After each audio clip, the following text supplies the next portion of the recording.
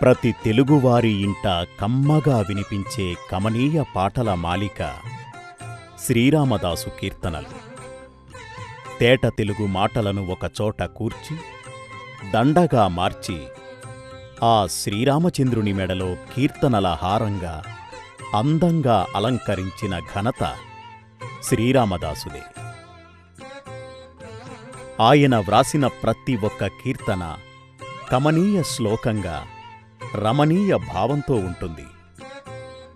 పాహి రామప్రభో అంటూ ఆ శ్రీరామచంద్రుని శరణు కోరిన, ఇక్ష్వాకుకుల తిలక ఇకనైన పలుకవై అంటూ ఆ రాముడిని నిలదీసినా అది శ్రీరామదాసుకే చెందింది. మన తెలుగు జాతిలో ఎందరో భక్తులున్నా వారిలో రామదాసుకు వచ్చినంత కీర్తి, పేరు, ప్రతిష్టలు చాలామందికి రాలేదు. కారణం, రామదాసు భక్తిని పరీక్షించినది సాక్షాత్తు శ్రీరాముడు కావడమే. శ్రీరామునిపై రామదాసు భక్తి పారవస్యాలతో ఎన్నో కీర్తనలు రాసినా తెలుగువారి నాలికపై నాట్యం చేసే కీర్తనలు అతి తక్కువ.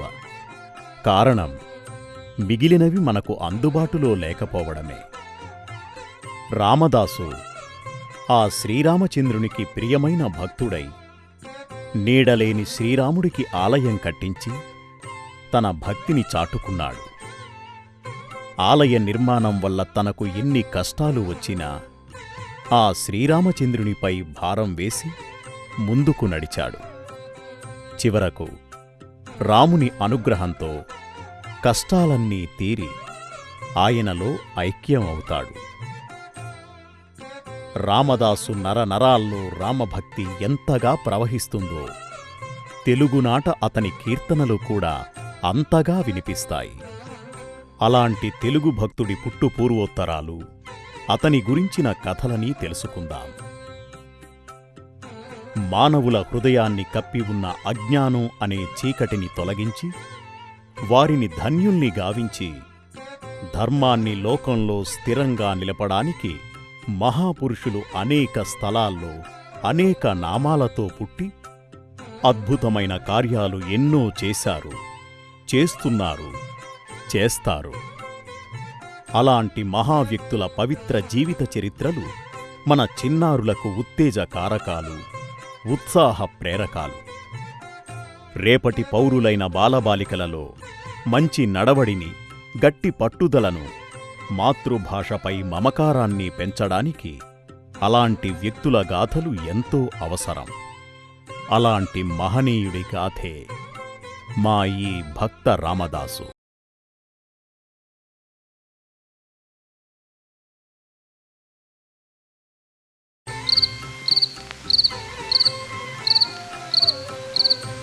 అది ఒక దట్టమైన అడవి.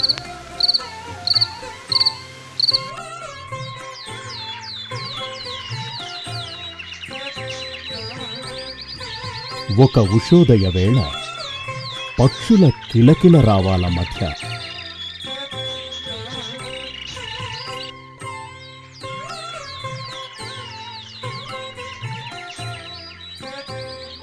దూరంగా ఓంకారనాదం వినిపిస్తుంది.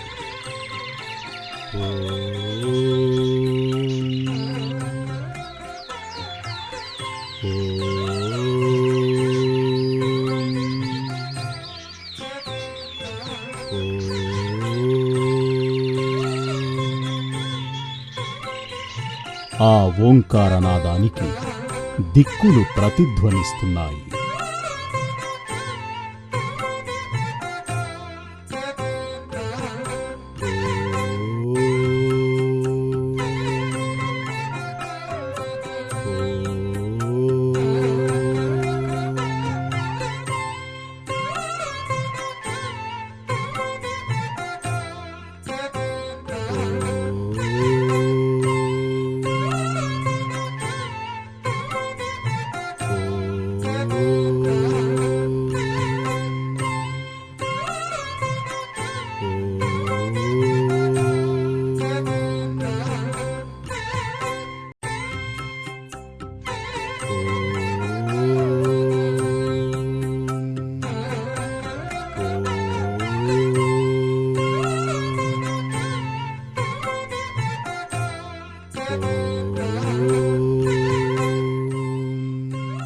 అలా ఓంకారాన్ని పఠిస్తూ ఘోర తపస్సు చేస్తున్నది భద్రుడు అనే మహాముని. ఆ మహాముని నోటి నుండి వెలువడుతున్న ఓంకారనాదానికి ప్రకృతి పరవశించిపోతుంది. ఆ మహాముని తపస్సుకి మెచ్చి శ్రీ మహావిష్ణువు ప్రత్యక్షమవుతాడు.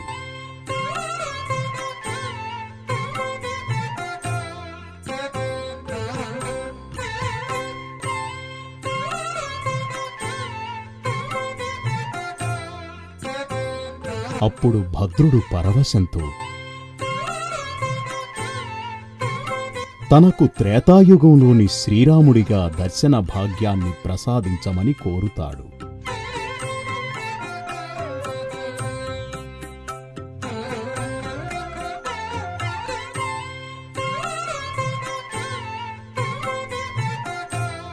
అతని కోరికను మెచ్చి శ్రీ మహావిష్ణువు సీతా లక్ష్మణ సమేతుడై శ్రీరాముడిగా దర్శనమిస్తాడు.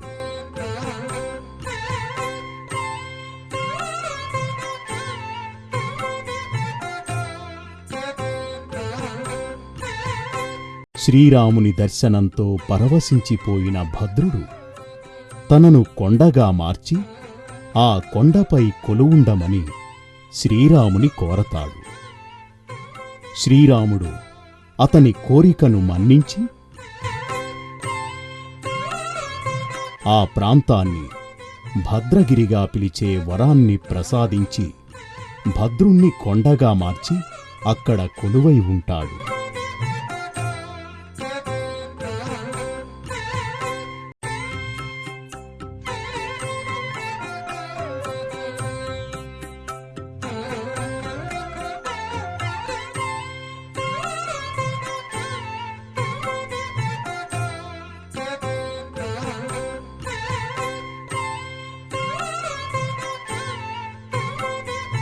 కొంతకాలం తర్వాత ఆ ప్రాంతంలో ప్రజలకు వైద్యం చేసే దమ్మక్క అనే ఒక ముసలి ఆవిడకు శ్రీరాముడు కలలో కనిపించి,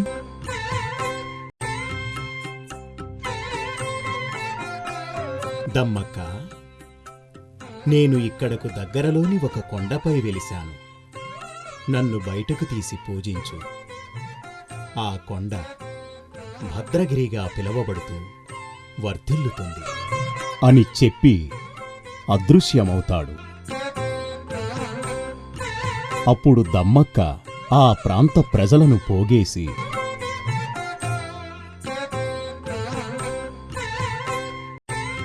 నాకు శ్రీరామచంద్రుడు రాత్రి కలలో కనిపించాడు. కనిపించడమే కాకుండా నేను ఇక్కడకు దగ్గరలోని కొండ మీద వెలిశాను. నన్ను బయటికి తీసి పూజించు అని నాతో అన్నాడు. కనుక మనందరం కూడా కలిసి వెళ్ళి వెతుకుదాం పదండి అని చెప్పి వారిని తీసుకుని వెళుతుంది. దమ్మక్క చెప్పిన మాటల మీద నమ్మకంతో వారందరూ కూడా ఆమెతో కలిసి శ్రీరాముడి విగ్రహాలను వెతకడానికి ముందుకు నడుస్తారు. అలా వారందరితో కలిసి దమ్మక్క ఆ చుట్టుప్రక్కల వెతుకుతూ ఉంటుంది. కాని ఎక్కడా కూడా ఆ శ్రీరాముడి జాడ కనిపించదు. వెతికి వెతికి అలసిపోయిన ప్రజలు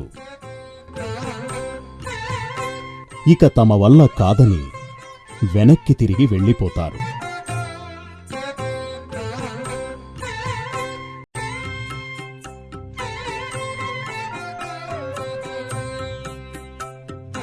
అలా దమ్మక్క ఒంటరిగా వెతుకుతూ ఉండగా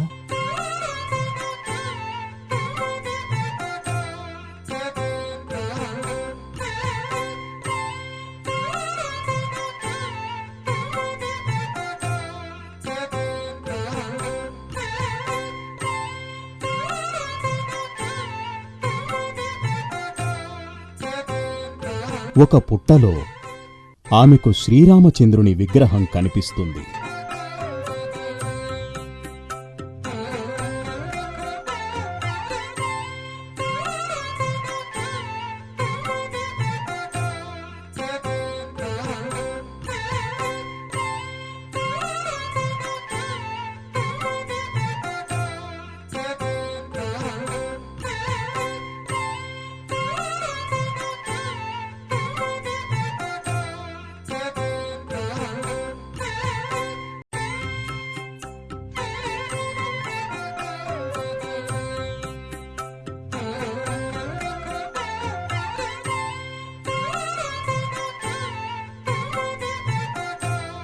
దమ్మక్క వాటిని బయటకు తీసి పూజించడం ప్రారంభిస్తుంది.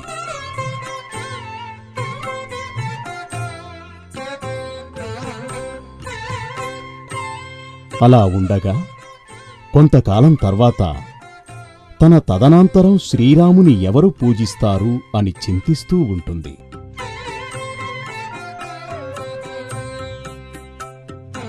అది నేలకొండపల్లి అనే ఒక పల్లెటూరు. ఆ ఊళ్ళో ఒక సాంప్రదాయ కుటుంబానికి చెందినవాడు కంచెర్ల గోపన్న.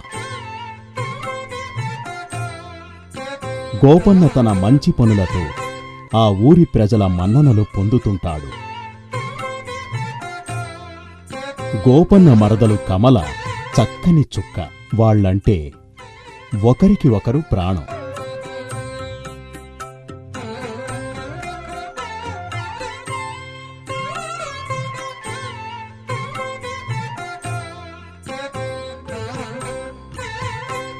గోపన్న తన మరదలు కమల పుట్టినరోజునాడు ఒక రామచిలుకను పట్టి పంజరంలో పెట్టి కానుకగా ఇస్తాడు.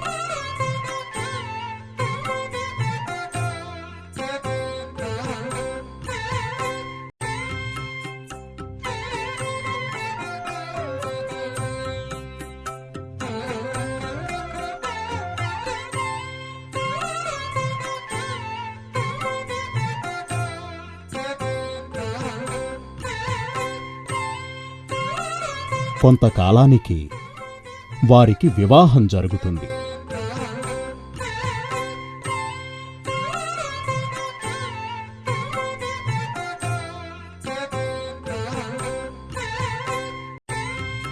వారిద్దరూ అలా సుఖంగా ఉండగా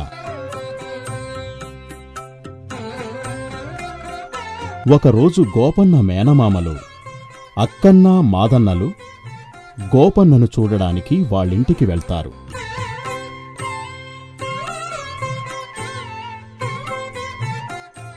గోపన్న మేనమామలను చూస్తూనే ఆనందంతో లేచి నమస్కరిస్తాడు.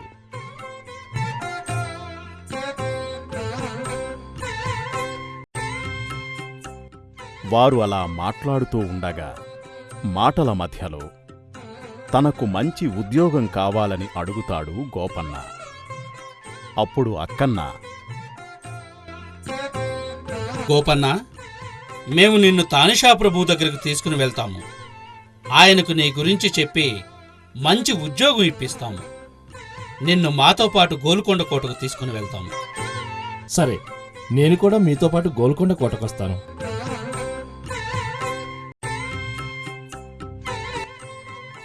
అక్కన్న మాదన్నలతో కలిసి గోపన్న గోల్కొండకు వెళతాడు.